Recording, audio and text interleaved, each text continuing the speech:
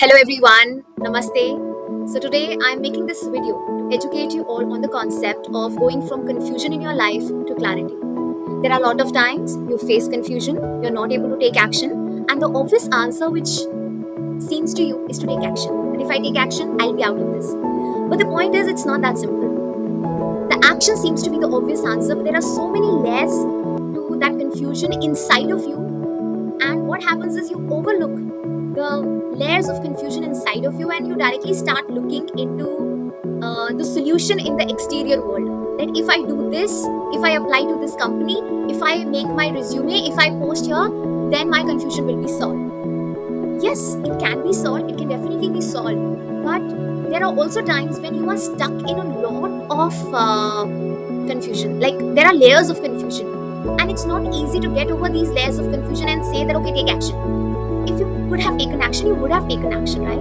But you have not taken action for the last 6 months, for the last 1 year. There is so much confusion and so much of mental stress that you just don't know how to overcome this, right? So it's very essential that you first start looking within yourself. You have to find lot of blockages inside yourself, and once you find those blockages inside yourself and you go deeper into yourself and realize, okay, this is one part of me, this is another part of me, and this is another thought process, and this is another belief system in me. When you go inside yourself, you tackle yourself, automatically you will start to tackle the outside situation using the external tools. So you have to understand that external tools will come into play only in the picture when you know how to handle yourself internally.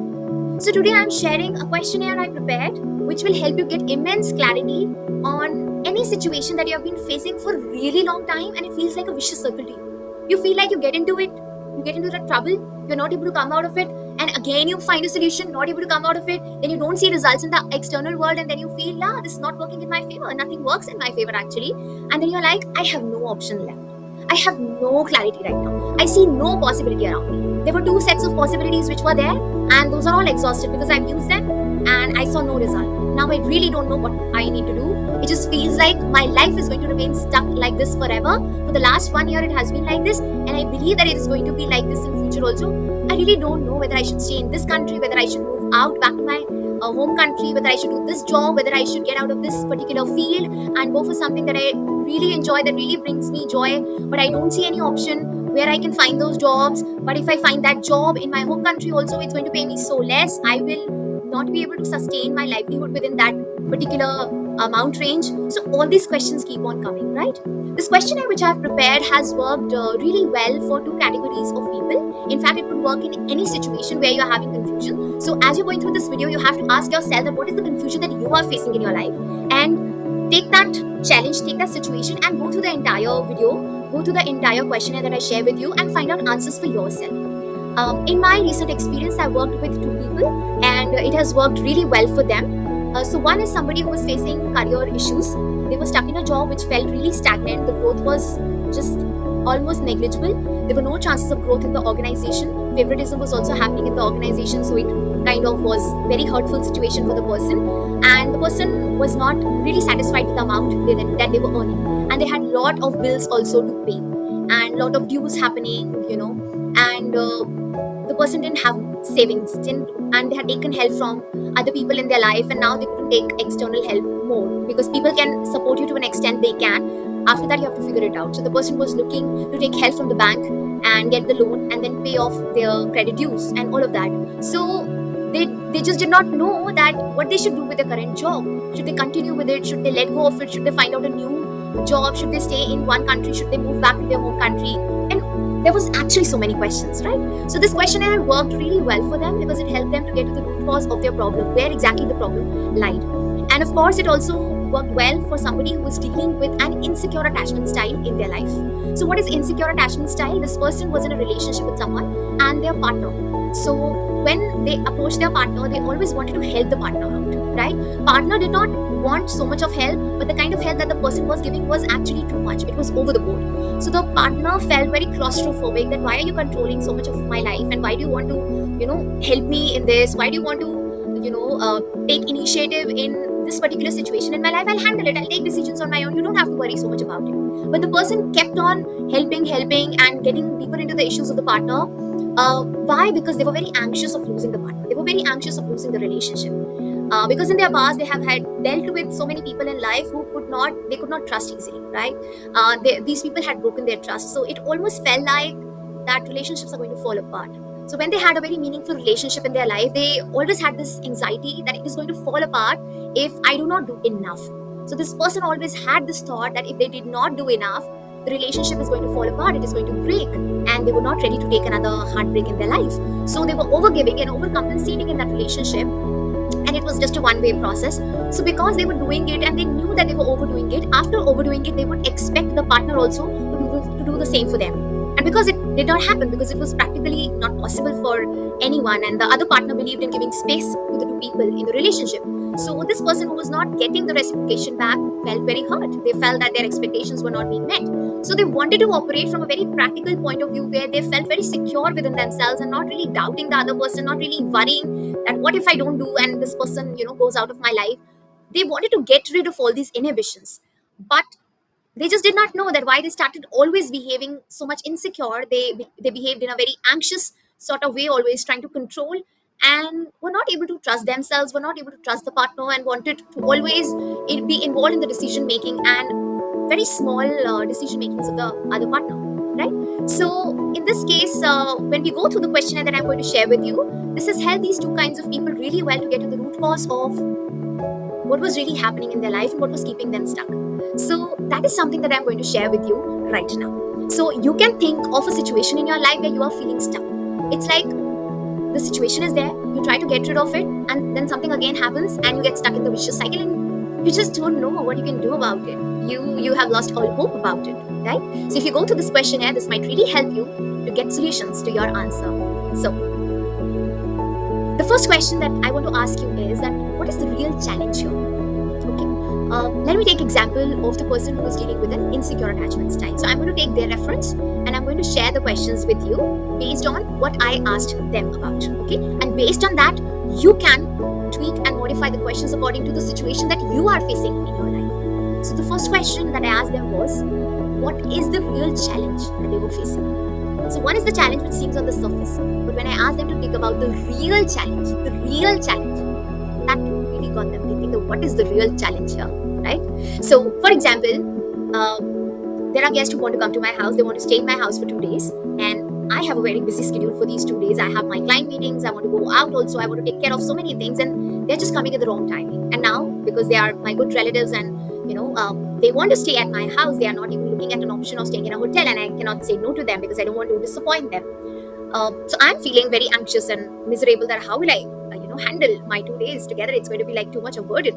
So the real challenge is not that these relatives are coming over to my place to stay for 2 days. The real challenge is that I don't find time where I can create time in my timetable to be really able to give that quality time to the relatives who will be coming and staying at my home. I don't find time to do that, and I'm like really packed with my schedule, so I really don't know how to fit their schedule into my current schedule and be able to give quality time to them, right? So that's the real challenge. So when I asked this person about what's the real challenge here, they were able to, through the entire story that they were telling me, they were able to come down to what's the real challenge that they were facing. So the next question was, what about this challenge bothered them? Okay, the challenge is challenge, but there could be some parts about the challenge that can bother you, there could be some parts that will not bother you. Okay, so what is in that challenge that really bothers you? That is something you can ask yourself. So I asked this person, what about this challenge bothered them, right? Next question is, how is this person the creator of the botheration of this challenge rather than your partner? So when this person came to me, they would feel that, okay, yeah, this partner is basically a challenge. I'm behaving a certain way because of the partner, but it's not really the partner. Okay, it's the person themselves.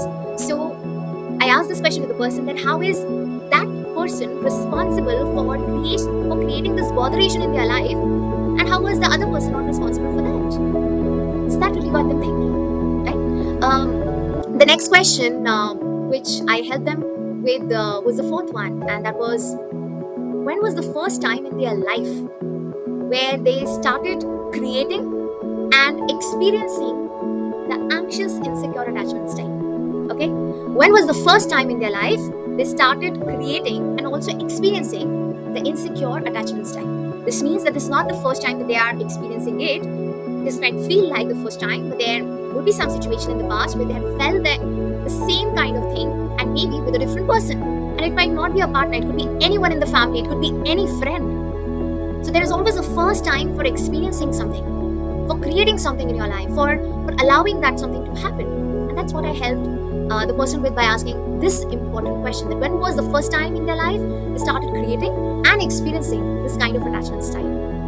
The next question, what in that person triggered to start experiencing this attachment style? That means if the person was going through this attachment style and the person was aware, what in them triggered it? There is always a trigger for something. So what in that person triggered to start experiencing this form of attachment style? The next question is, if this attachment style was not the answer for dealing with the trigger, okay? If this attachment style was not the answer for dealing with the trigger, what else would have to happen for that person to fill the trigger? So what was happening is, this person is getting triggered, and trigger is like a wound. So it needs a balm, it needs a solution, it needs the band-aid. And what is acting as a band-aid is the anxious, insecure attachment style. They're getting anxious, they're trying to control their partner too much, they're trying to get into involvement of their decisions a lot. So that's the coping mechanism, right? So if this attachment style was not the answer for dealing with the trigger, if you did not fill this attachment style as the answer inside this trigger, which is a wound, then what else would have to happen in your life so that you could fill this trigger with this particular thing? And I asked the person to think of the other thing that they could use to fill this particular attachment style. Okay, and the next question was regarding the thought process. So what was that person's immediate thought after they experienced the trigger that pulled them into experiencing insecure attachment style? That means the person gets triggered, so the wound is triggered, right? Now when the wound is there, there's a need to cover up the wound. So for that, the person was going into anxious, insecure attachment style, trying to overcompensate, overhelp their partner. So that was the answer they were looking for, this trigger, right? So before the trigger now when the trigger occurred and when they started, showcasing or acting very insecurely, with insecurity in their life, there's something in the middle. And what is that middle? That's the thought which crosses their mind, right? So they have to become aware of the thought which comes immediately after the trigger. And this thought is basically the reason that pulls the person into experiencing the insecure attachment style. So I asked the person to really go into the depths of this answer and find out what is the thought that they experience immediately after the trigger that helps them to go into experiencing the insecure attachment style. The next question, when they identified this particular thought, it was very essential for them to recognize whether this thought served them or it did not serve them. So how is this thought serving them? And how is this thought not serving them? There are always two answers for it. So, for example, whatever you do in your life, okay, whether you procrastinate something also, there's a thought behind it. There's a thought that, oh no, I can't do this. This is too much. I don't have the energy to do it. This is the thought, okay? So how is this thought serving you? This thought is serving you because it is keeping you very safe. It is keeping you in your comfort zone. It's keeping you like, okay, today I'll not do, maybe tomorrow I'll do it, okay? But how is this thought not serving you? This thought is not serving you because it is keeping you safe. It's keeping you too safe that you're not even taking risk in life of taking action. So you're procrastinating a lot. So this is how this thought is not serving. So I also asked this person that whatever thought they were experiencing, how is that thought serving them and how is that thought not serving them? Okay. And when they told me about how it was not serving them, then I asked them that what would they have to change in their thought process so that it could start serving them completely, right? So if there's a thought that is not serving the person and the person wants to change their life, there's always something that they need to change in the thought. So what thoughts would this person need to nurture on from now? Not in the past. They must have not nurtured those thoughts in the past, but from today, the person can start nurturing those new thought process, right? And the next question was regarding the belief. So what is that belief that is leading this person to this thought? Okay, this is the thought. This thought is serving. This thought is not serving. Okay, so this thought is coming because of a belief which was formed in the past. Okay, so what is that belief that is leading this person to think a thought every time they experience a trigger? Okay, so we understood what that belief was. Okay, and the last question was, what if this belief was not true? Okay, the person thought that this belief was true, and that is why it was again and again giving rise to the similar thought, which led them to behave anxiously and in an insecure way in the relationship. But what if this belief was not true? Okay, I asked this person that what if the belief was not true? Then how would the person feel? How would the person behave? And how would the person act? So, this was about the entire coaching conversation that I had recently, and the similar questions were also asked to another person who was going through a career challenge. So I hope that these questions really help you. You can always pause the video, play it again, go through all these questions really in depth with a lot of clarity. Pause, play, and then see, are you getting your own answers or not? And wish you all the best. Very soon I'll be coming up with a new transformation program, which is my one-to-one coaching container, and I'll be revealing all the details of it on this Saturday. So anybody who is facing a lot of challenge moving ahead in their career and are not able to see progress, and they feel like it's a vicious circle, they feel like alone they cannot do it, they would need the hand holding to really process their emotional and mental baggage so that they could perform well in their career, then stay tuned and I'll be soon sharing the details of it on this Saturday. I hope this video helped you in some way. If yes, please give a like to this video and share it with someone who would also be going through certain confusion in their life, and they would really be happy to go through these questions and find answers for their problems. Thank you.